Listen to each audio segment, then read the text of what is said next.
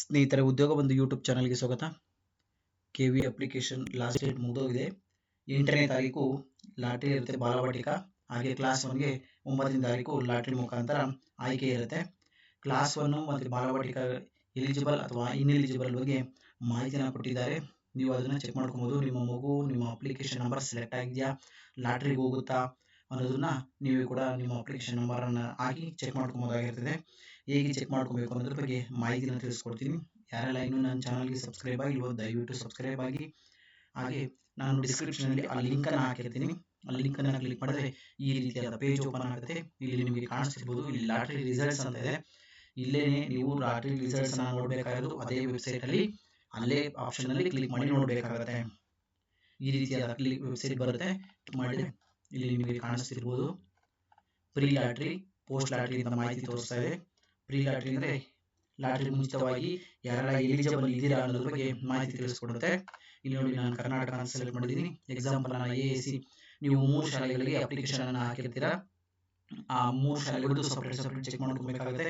ಕಾರಣ ಏನಪ್ಪ eligible ineligible ಅನ್ನೋದಕ್ಕೆ ಅಂದರೆ, ಇಲ್ಲಿ ಇನ್ಎಲಿಜಿಬಲ್ ಆಗೋದಕ್ಕೆ ಕಾರಣ ಏನಪ್ಪ ಅಂದರೆ ಡಾಕ್ಯುಮೆಂಟ್ಸ್ ನೀಟಾಗಿ ಅಪ್ಲೋಡ್ ಮಾಡದೇ ಇರ್ಬೋದು, ಅಥವಾ ನಿಮ್ಮ ಶಾಲೆ ನಿಮ್ಮ ಶಾಲೆಗೂ ನಿಮ್ಮ ಮನೆಗೂ 5 ಕಿಲೋಮೀಟರ್ಗಿಂತ ಹೆಚ್ಚಿಗೆ ಇರ್ಬೋದು, ಇಲ್ಲದ ನಿಮ್ಮ ಆಧಾರ್ ಕಾರ್ಡ್ ಅಲ್ಲಿರೋ ಅಡ್ರೆಸ್ ಮತ್ತೆ ನೀವು ಅಪ್ಲಿಕೇಶನ್ ಹಾಕಿರೋ ಅಡ್ರೆಸ್ ಮಿಸ್ ಮ್ಯಾಚ್ ಇರ್ಬೋದು. ನಾನಾ ಕಾರಣಗಳಿಂದ ಅಪ್ಲಿಕೇಶನ್ ರಿಜೆಕ್ಟ್ ಆಗೋ ಚಾನ್ಸಸ್ ಇರುತ್ತೆ. ಅದರ ಬಗ್ಗೆ ಮಾಹಿತಿನ ತಿಳ್ಕೊಳ್ಳಿ. ನೋಡಿ, ಈ ರೀತಿ ನಾನು AAC ಎಕ್ಸಾಂಪಲ್ ಹಾಕಿದ್ದೀನಿ. ಕ್ಲಾಸ್ 1 ಅಂತ ಕ್ಲಿಕ್ ಮಾಡಿದ್ದೀನಿ, ಸರ್ಚ್ ಮಾಡಿದ್ದೀನಿ. ಸರ್ಚ್ ಮಾಡಿದಾಗ ಈ ರೀತಿಯಾದ ಲಾಟ್ರಿ ಡೀಟೇಲ್ಸ್ ತೋರಿಸಿದೆ. ಲಾಟ್ರಿ 1, ಲಾಟ್ರಿ 2, ಲಾಟ್ರಿ 3, ಲಾಟ್ರಿ 4, ಹಾಗೆ RTE, OBC, SC, ST ಎಲ್ಲದ ಬಗ್ಗೆ ಮಾಹಿತಿ ಇದೆ.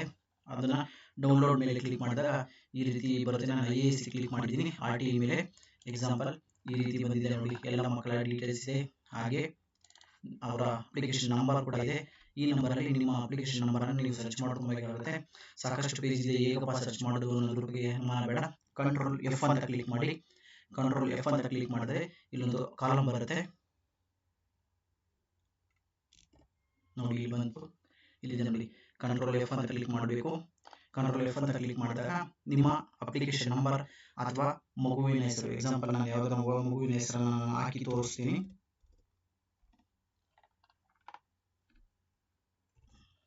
ನೋಡಿ, ಇಲ್ಲಿ ಬಂತು. ಎಷ್ಟು ಜನ ಆ ಹೆಸರಲ್ಲಿ ಇರ್ತಾರೋ ಎಲ್ಲದರ ಡೀಟೇಲ್ಸ್ ತೋರಿಸುತ್ತೆ. ಅದಕ್ಕೆ ನೀವು ಅಪ್ಲಿಕೇಶನ್ ನಂಬರ್ ಅನ್ನು ಎಂಟ್ರಿ ಮಾಡಿ. ಇಲ್ಲಿ ನೋಡಿ, ಬ್ಲೂ ಅಲ್ಲಿ ಕಾಣಿಸ್ತಿದೆ, ಒಂದು ಕಲರ್ ಅಲ್ಲಿ ಕಾಣಿಸ್ತಿದೆಯಲ್ಲ, ಆ ರೀತಿ ಸರ್ಚ್ ಆಗುತ್ತೆ. ತುಂಬಾ ಜನ ಅಪ್ಲಿಕೇಶನ್ ಹಾಕಿರೋದ್ರಿಂದ ಇದೇ ರೀತಿಯಾಗಿ ಸರ್ಚ್ ಮಾಡಿಕೊಂಡು ನಿಮ್ಮ ಮಗು ಅರ್ಹತೆ ಪಡೆದಿದೆಯಾ ಲಾಟ್ರಿಗೆ ಹೋಗೋದಕ್ಕೆ ಅನ್ನೋದ್ರ ಬಗ್ಗೆ ಸಂಪೂರ್ಣ ಮಾಹಿತಿನ ಈ ಮುಖಾಂತರ ತಿಳ್ಕೊಳ್ಳಿ. ಹಾಗೆ 8ನೇ ತಾರೀಕು ಇದೇ ವೆಬ್ಸೈಟ್ನಲ್ಲಿ ನೀವು ಲಾಟ್ರಿನ ಚೆಕ್ ಮಾಡ್ಕೊಬೋದು. ನಿಮ್ಮ ಮಗು ಸೆಲೆಕ್ಟ್ ಆಗಿದೆಯಾ, ಯಾವ KVಗೆ ಸೆಲೆಕ್ಟ್ ಆಗಿದೆ ಅನ್ನೋ ಸಂಪೂರ್ಣ ಮಾಹಿತಿ ಇದೇ ವೆಬ್ಸೈಟ್ನಲ್ಲಿ ನಾನು ತಿಳಿಸಿದ ಹಾಗೆ ಅಲ್ಲೇ ಸಿಗುತ್ತೆ. ಇಲ್ಲಿ ನಾನು ತೋರಿಸಿದ್ನಲ್ಲ, ಪ್ರೀ ಲಾಟ್ರಿ, ಪೋಸ್ಟ್ ಲಾಟ್ರಿ ಅಂತ. ಲಾಟ್ರಿ ಆದ ನಂತರ ಈ ಪೋಸ್ಟ್ ಲಾಟ್ರಿಲಿ ಅಪ್ಡೇಟ್ ಆಗುತ್ತೆ. ಈ ಅಪ್ಡೇಟ್ಸ್ ನೀವು ಓಪನ್ ಮಾಡಿಕೊಂಡು ಚೆಕ್ ಮಾಡ್ಬೋದಾಗಿರ್ತದೆ. Thank you. ಈ ವಿಡಿಯೋನ ನಿಮಗೆ ಇಷ್ಟ ಆದರೆ ಶೇರ್ ಮಾಡಿ, ದಯವಿಟ್ಟು ಸಬ್ಸ್ಕ್ರೈಬ್ ಆಗಿ ಇನ್ನೂ ಹೆಚ್ಚಿನ ವಿಡಿಯೋಗಳಿಗಾಗಿ. ಹಾಗೆ ಮುಂದೆ RTE ಅಪ್ಲಿಕೇಶನ್ಸ್ ಬರುತ್ತೆ 9ನೇ ತಾರೀಕಿಂದ. ಅದಕ್ಕೂ ಕೂಡ ಸಾಕಷ್ಟು ವಿಡಿಯೋ ಮಾಡಿ ಅಪ್ಲಿಕೇಶನ್ ಸಲ್ಲಿಸೋದು ಹೇಗೆ ಅನ್ನೋದ್ರ ಬಗ್ಗೆ ಸಂಪೂರ್ಣ ಮಾಹಿತಿ ತಿಳಿಸ್ಕೊಡ್ತೀನಿ. ದಯವಿಟ್ಟು ಸಬ್ಸ್ಕ್ರೈಬ್ ಆಗಿ.